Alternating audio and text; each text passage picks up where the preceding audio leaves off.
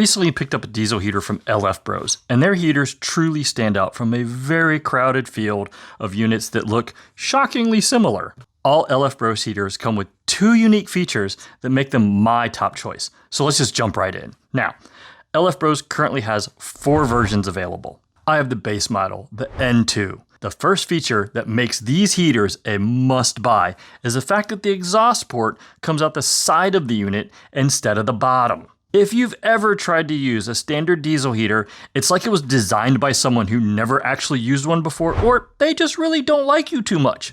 I honestly took it personal. It's that bad. There's never enough clearance for the exhaust, and it's ridiculously awkward to try and get that line attached, and it's of course cold and dark, and you're trying to balance the diesel heater and your flashlight, and trying to tighten the little cheap hose clamp in a space that feels purpose-built to cut your hand or bust a knuckle, and then you get to repeat that entire process for the air intake line. And then you finally get it all attached, and then you have to try and bend the lines, and there's never enough room. Why? Why? Just make the legs taller. I don't get it.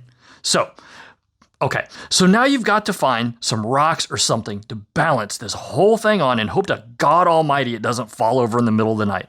Honestly, most of the time, I just don't connect the air intake line. I just don't bother. You literally need 5 hands to put this thing on, and you're juggling all this because you can't tip the unit over on its side or diesel fuel will leak everywhere and on you. So this leads me to the next feature that's also worth the price of the entire unit and makes the LF Bros truly stand out. All LF Bros heaters come with a leak-proof fuel cap. It's a standard gas cap, basically. It'll vent if it needs to, but it won't leak. I have no idea why other companies don't do this. So no more of those cheap blue plastic caps that you have to crank down and inevitably over tighten and then they leak more. And this really is my biggest issue with diesel heaters. They leak. And if you hit a bumpy trail, honestly, forget it. I've had diesel spill all over the bed of my truck on multiple occasions. And if I had that diesel heater in the interior of my vehicle, I honestly don't know what I'd do. It would be such a mess. So you can't over tighten these caps. They just click like your car fuel cap because, well, they're a car fuel cap. So when you add up that exhaust line that comes out the side instead of the bottom and just a standard fuel cap, LF Bros truly does stand out, and those two things alone are worth the price to get one. Okay, so moving on. So most heaters, if we're being honest, they're really flimsy. They have thin sheet metal shells that are held on with a couple of really cheap clips and fairy dust. I've honestly lost a couple of those as the unit kind of rattled apart. And then you look inside and there's not much holding anything in place. Not so with LF Bros. This thing is solid. Heavy gauge aluminum construction and a wide and low stance prevent it from tipping. The dimensions are about 10 by 15 by 12. So the base unit N2 MSRP is for around $250, but you can often find it on sale. The entire LF Bros lineup are 5 kilowatt output. If you step up to the N2 Pro or the N3, you get a silent fuel pump. I have to say, on the N2 base model, it's already much quieter than my old diesel heater. That telltale tick, tick, tick that you get all night is already much quieter on the N2. You can hardly hear it.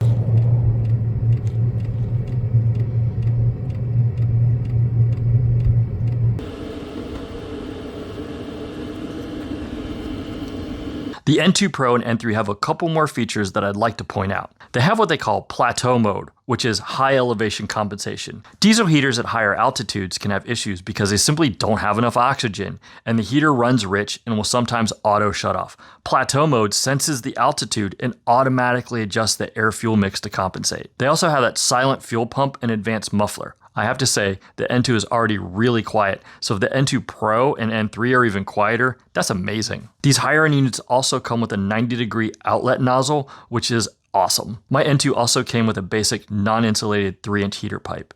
The N2 Pro and N3 also come with really robust connectors for the wired remote and the power. The wired remote also acts as a thermostat, so the diesel heater will cycle on and off and hold a constant temp if you have that up in your tent. I have a feeling that they'll just kick right back on when it finishes its cool down cycle, so I think you'd actually draw more power cycling it on and off, but it's an option to look into. I think I'd opt to just leave it on and let it run constantly on low. So all units come with a wireless remote, and I have to say, my old heater would actually talk to me. I thought it was kind of annoying at first, but it was nice to hear. So I know what temp setting I had it on. That is the one drawback to the N2 unit. The remote can't really be detached, and it simply beeps at you when you change the heater setting. Some other diesel heaters have a Bluetooth app. That would be awesome, but currently LF Bros doesn't offer that feature. I will say the heat output on the N2 is much higher than my old diesel heater, so I'll probably just run it on low all night. So all LF Bro units come with both an AC cable and a direct DC connection as well. Now, keep in mind that when diesel heaters fire up, they heat up with a glow plug to ignite the diesel.